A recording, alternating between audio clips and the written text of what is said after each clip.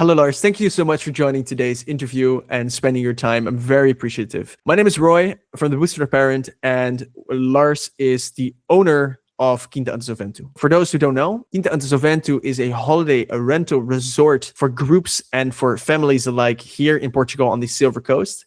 And today, during this interview, we'll zoom in to his unique situation, which he found himself in. When Lars and I started working together, most of his time went to preparing the rentals for new guests, managing bookings, managing all these platforms. It really took away from him enjoying the business that he had built over the years. So let's kick things off, Lars. Can you tell me a little bit about your role at Quinta and Vento? We started the bed and breakfast as a couple. My ex-girlfriend at the time was very good in the mail, in the marketing, in the websites, in the platforms. Because besides the websites, there were a lot of platforms where you can register. Then since I think 2019, 2020, we broke up and I took all of that over, which took some getting used to. I took it over from my parents, which was mainly my mother, and she registered the Quinta on like 30 platforms, like Marketplace, Holiday with Dutch People, Holiday with the Farm. You have, I don't know how many of these platforms, which most of them did not really come out anything. So to be honest, I've been downscaling a lot since then. But that's what we used, which was, of course, an immense work, keeping track of them all, which is not my strong point. I am more physical. I'm really a builder. I'm more creative. But that's how we started. So I must say, up to the point where you came, I was already downscaling a lot, but I still had like 10 platforms or websites I was on. That was as far as my knowledge went. So what I'm hearing you say is that your marketing and sales activities relied mostly on third-party platforms, and it took manual labor to try and connect all these platforms together. Exactly. Not even the connecting, because there were just really simple platforms like an online newspaper, for example, or like Marketplace, but you need to put it on all, you need to maintain it. There was no connection at that time in between. Yeah, it was a lot of work. So it seems as if your business took quite the hit, since 50% of the time resource fell away. And now you're bearing all these responsibilities of taking care of the Quinta, the operational side. But now also you have to focus on the relationship building, the sales and the marketing side, which can be very overwhelming, I imagine. It's not my thing. Like I said, I'm more the creative brain of the place.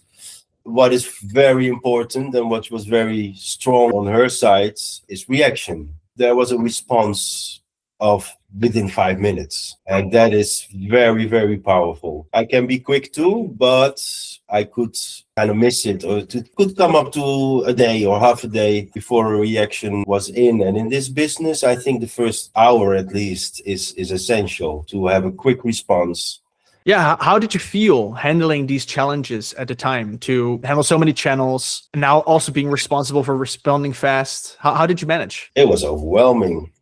Yeah, and I did not manage, to be honest. So that's why I started scaling down, every site where it never came a booking out, or maybe once a year, I just canceled. And I kept only a few big platforms like Airbnb. So talking about this transformation, downscaling, focusing more, what were your main drivers to develop this transformation? It's the amount of work. Everything went through correspondence. The average conversation between a potential guest will be between 5 and 15 mails. Keep asking questions. It takes me a lot of time. So it's the correspondence, which I had a hard time keeping up. There was actually just no time for it, which you must. So you take the time, which makes the rest go slower. Tell me a little bit about the before and after transformation, from you having to answer all these emails, you having to keep up with all the relationships essentially, and the booking platforms.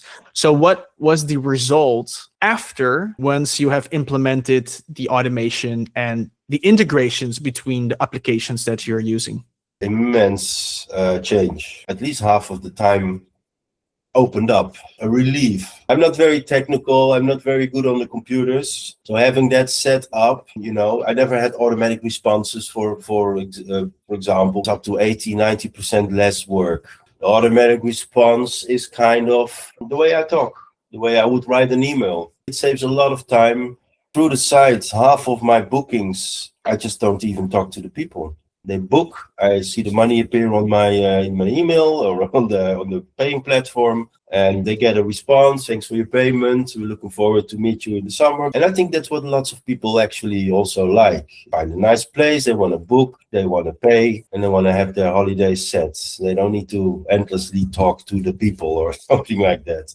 How does it feel now having all this time, and how do you spend it? I could focus more on what I needed to do to keep the place running nice and smoothly and to improve, and have to pay less attention to what's coming in all the time, and you need to be on top of it. It gave a lot of relief and time, just opened up time to spend on other things, whether it's working or family or kids. There was a huge improvement there for sure. Which area did you get the most value, and why do you think that is? I just basically had to say, okay, this is what I want, and it was done. Our interaction was very, very comfortable, very at ease. Basically, I could let everything to you. This is what I want, and in the end of the project, it's what I got. It's a working system which allowed me to focus on other things.